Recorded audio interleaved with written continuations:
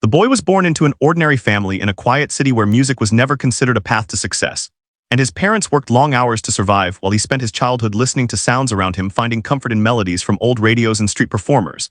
And from a very young age, he showed an unusual sensitivity to sound, remembering tunes after hearing them once, and repeating them on any surface he could find, yet no one imagined that this simple habit would shape his future, because life around him was practical and demanding and dreams were considered luxuries meant for others. And as he grew older, he faced the quiet pressure of low expectations from teachers, neighbors, and even relatives who believed talent meant nothing without money or influence. And despite this, he remained calm, observant, and deeply focused, often sitting alone, listening, watching, and learning. Without formal training or encouragement, and music slowly became his private language, a place where he felt understood and safe. And although his family could not afford lessons or instruments, fate slowly prepared a moment that would change everything, when an unexpected encounter would bring his hidden ability into the light and place him in front of powerful people who underestimated him, without realizing that the boy carried years of silent dedication, discipline, and emotion within him, waiting for a single chance to be expressed through a piano. And if any dots or ellipses appear, rewrite the content without them. As the boy entered his early school years, his quiet nature often made him invisible among louder classmates, and teachers quickly labeled him as average, because he rarely spoke or competed for attention. Yet behind this silence, his mind was constantly active, absorbing sounds, rhythms, and patterns from everyday life. And when lessons ended, he would walk home slowly, listening to the cadence of footsteps, traffic, distant conversations, and even the hum of electric wires, turning all of it into music inside. His head and at-home space was limited, and money was tight, so he practiced by tapping tables, desks, and even his own knees, carefully memorizing sequences, and correcting himself when something felt wrong. And his parents, though loving, were exhausted by work and survival, so they noticed his habits, but did not fully understand them, believing it was only a childish distraction. And as years passed, the gap between what he felt inside and what the world expected from him grew wider, because school emphasized scores, rules, and obedience, while his strength lived in intuition, patience, and listening. And occasionally during school events, he would find himself near an old piano placed in an auditorium corner, usually ignored and out of tune. And when no one was watching, he would press a few keys, gently adjusting his ears to the sound, and correcting notes instinctively, which surprised janitors or teachers who happened to pass by. Yet these moments were brief and quickly forgotten, because no one believed a child without training or resources could possess real skill. And the boy learned early not to seek praise or recognition, choosing instead to observe, quietly storing experiences within himself. And this inner discipline shaped his character, making him resilient, grounded, and emotionally deep, even though he did not yet understand why music felt like the only place where his thoughts aligned and his breathing slowed and his heart felt steady. And during this time, the city around him continued to grow wealthier in some areas, while families like his struggled to keep up, creating invisible lines between opportunity and limitation. And it was within this contrast that fate began to move subtly, because one evening during a public cultural event, his school attended, a group of influential guests arrived, including business leaders, patrons, and donors. And among them was a powerful mogul known for his confidence, wealth, and habit of testing others for amusement. And the boy, unaware of this man or his reputation, was simply focused on the unfamiliar environment, the lights, the echoes, the polished floors, and most importantly, the grand piano placed at the center of the hall, which immediately drew his attention and stirred something deep within him. Because unlike the neglected instruments he had known, this piano carried presence, authority, and a voice waiting to be awakened. And as the crowd gathered, the boy stood quietly at the edge, unnoticed once again, yet destiny was positioning him closer to the moment that would pull him from anonymity. The eyes of those who never imagined someone like him could challenge their assumptions, and if any dots or ellipses appear, rewrite the content without them. As the event progressed, the atmosphere inside the hall became formal and controlled, with polite conversations, quiet laughter, and carefully measured movements.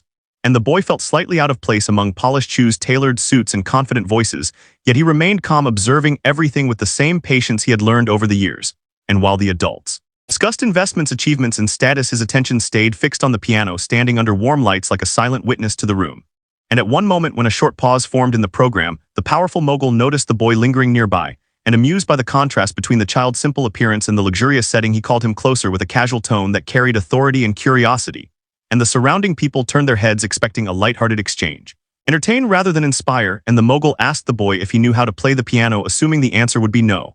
And when the boy replied softly that he did, the man smiled skeptically, seeing it as innocent confidence at best and a joke at worst.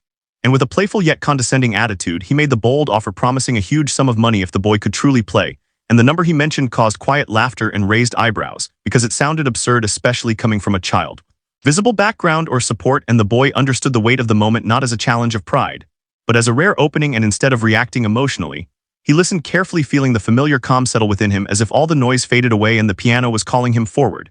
And with permission granted more for amusement than belief, he walked toward the instrument, slowly feeling every step echo inside his chest. And as he sat down, his posture was natural, unforced, and focused. Surprised Few onlookers who sensed a shift even before the first note was played. And though many expected hesitation or failure, the boy closed his eyes briefly, not in fear, but in connection, aligning his breathing, memory, and emotion. And in that stillness, the years of quiet practice, sacrifice, and listening converged, preparing him to speak through music in a way words never allowed. And the room, unaware of what was about to unfold, grew unusually silent, waiting not for greatness, but for confirmation of their doubt. And if any dots or ellipses appear, rewrite the content without them. The first sound that came from the piano was soft but confident, and it immediately changed the energy in the room, because it was not the random touch of a child testing keys, but a deliberate opening that carried direction and feeling.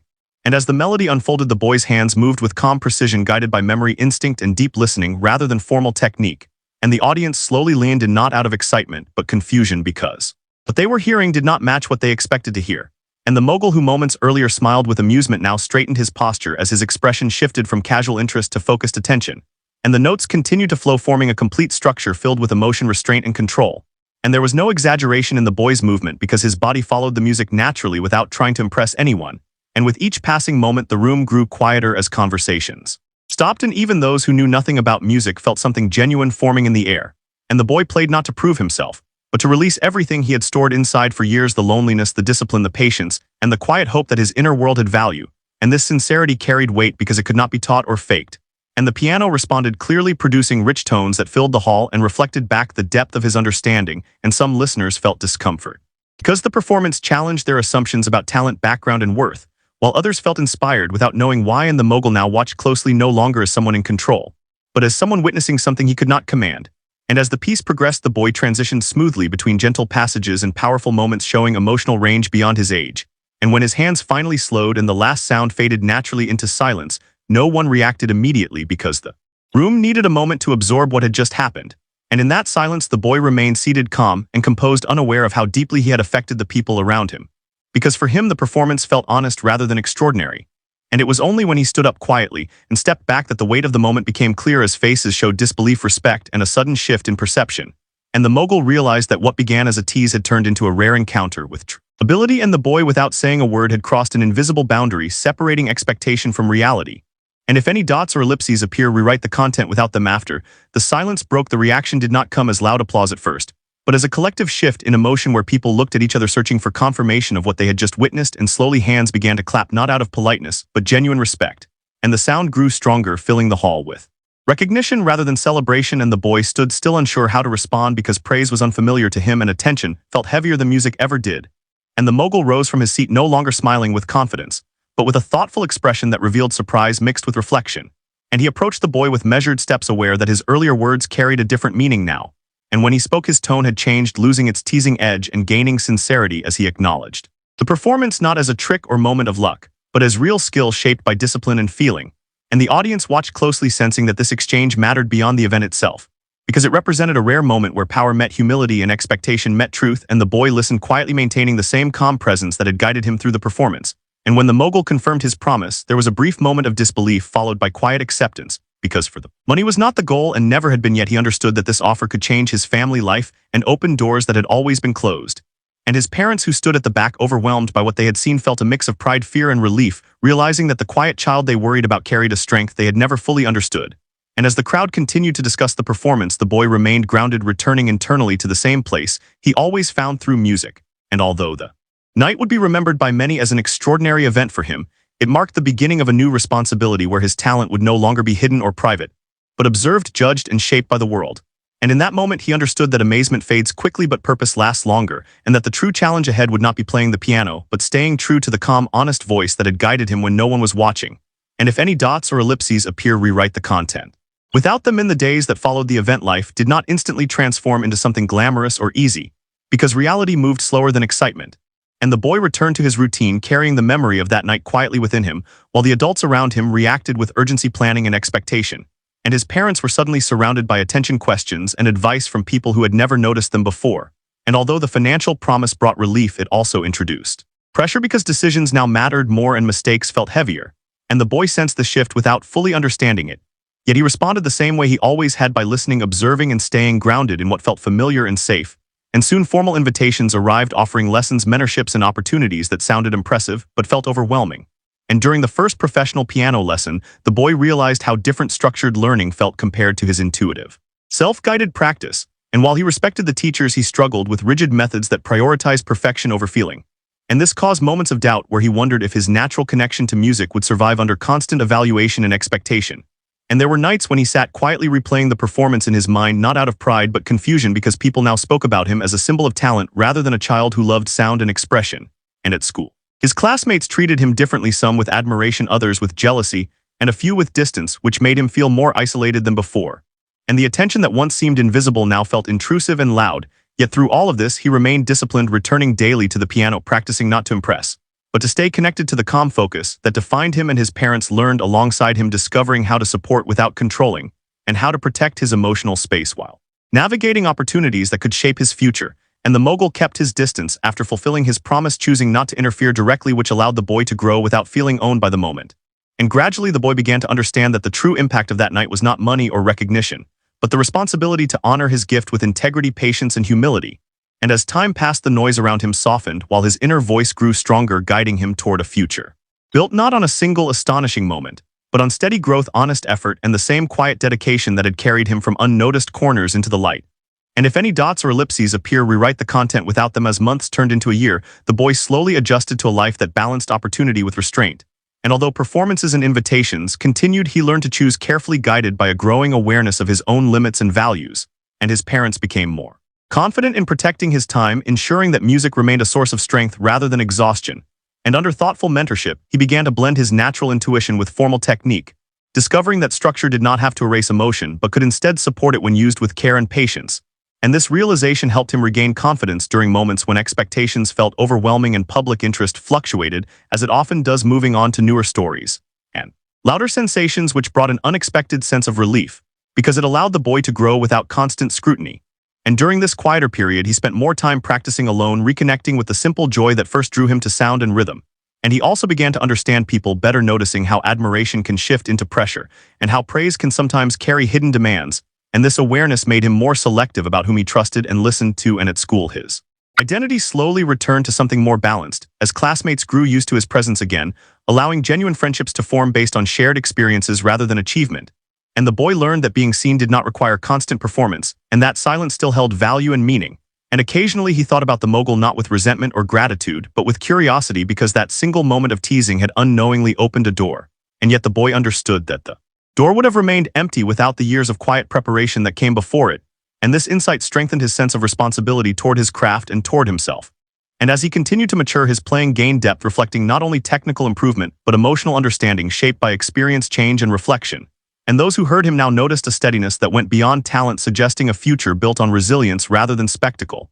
And in this stage of his life, the boy no longer felt defined by a promise or a challenge, but by a growing commitment to honesty and expression and balance and ambition. And he began to see his journey not as a miracle, but as a natural result of patience, listening, and the courage to remain authentic even when the world tried to reshape him. And if any dots or ellipses appear, rewrite the content without them. As the boy entered his teenage years, his understanding of music and life deepened together, and he began to see his journey as something shared rather than personal, because his growth reflected the sacrifices and support of those around him. And he started performing in smaller, meaningful settings, such as community halls, schools, and charity events, where the focus was connection rather than prestige. And these environments reminded him of why he first loved music, because people listened with open hearts instead of expectations. And he learned to communicate emotion through restraint, choosing simplicity over complexity when it felt honest. And this maturity surprised even his teachers, who noticed that his performances carried a sense of purpose rather than ambition. And during this time, he also faced setbacks, including missed opportunities, criticism, and moments when progress felt slow. But instead of discouraging him, these experiences taught him patience and resilience, reinforcing the discipline he had built since childhood. And he became more reflective, spending time writing music and exploring sounds beyond the piano, which expanded his perspective and creativity and allowed him to express emotions that words could not hold. And his family life stabilized, giving him a sense of security that had once been uncertain. And with this stability came gratitude rather than entitlement. And he remained aware of how quickly circumstances can change and how easily talent can be overshadowed by ego or pressure. And the memory of the night that changed everything faded into context rather than definition, becoming just one chapter rather than the whole story. And when people asked about it, he spoke calmly without exaggeration, emphasizing effort over surprise and preparation over luck. And this honesty earned him respect from those who mattered most. And as he continued forward, the boy no longer felt like someone who had to prove himself, but like someone responsible for nurturing a gift with care, humility, and long-term vision, understanding that true success is not measured by reaction but by consistency and inner peace. And If any dots or ellipses appear, rewrite the content without them. As the boy moved closer to adulthood, he carried with him a quiet confidence shaped by years of growth, reflection, and discipline and opportunities, expanded naturally not through spectacle but through steady reputation, and people who worked with him described his presence as calming and sincere, because he approached every performance with respect rather than ego, and his music now reflected a balance between emotional depth and technical clarity, allowing listeners to feel understood rather than impressed. And he began collaborating with other musicians, learning the value of shared creativity and listening, which further refined his ability to adapt and communicate through sound. And these collaborations exposed him to different perspectives, cultures, and struggles, reminding him that talent exists everywhere, often unnoticed. And this reinforced his humility and gratitude, and he remained mindful of the early assumptions made about him, using them not as motivation for revenge, but as reminders of how easily potential can be overlooked. And this awareness influenced how he treated others, offering encouragement rather than judgment, especially to younger students who reminded him of himself. And although public recognition grew slowly, it felt sustainable because it aligned with who he had become, and his family continued to be his foundation, sharing pride without pressure and supporting balance over ambition. And the promise made long ago by the Mogul be distant memory, no longer tied to identity or worth, but simply part of the story that opened a door. And as he prepared for larger stages and broader audiences, he remained committed to the same principles that guided him at the piano as a child: honesty, patience, and emotional truth. And in doing so, he demonstrated that true amazement does not come from sudden miracles, but from a life shaped by quiet dedication, thoughtful choices, and respect for the craft and the people it serves. And if any dots ellipses appear, rewrite the content without them. In the years that followed, the boy became a man whose life reflected balance rather than excess, and his career unfolded with intention, guided by values formed long before recognition arrived. And he performed on respected stages not as a prodigy story, but as a musician known for sincerity, emotional clarity, and consistency. And when people spoke of his early moment of discovery, he acknowledged it calmly without letting it overshadow the journey that came after.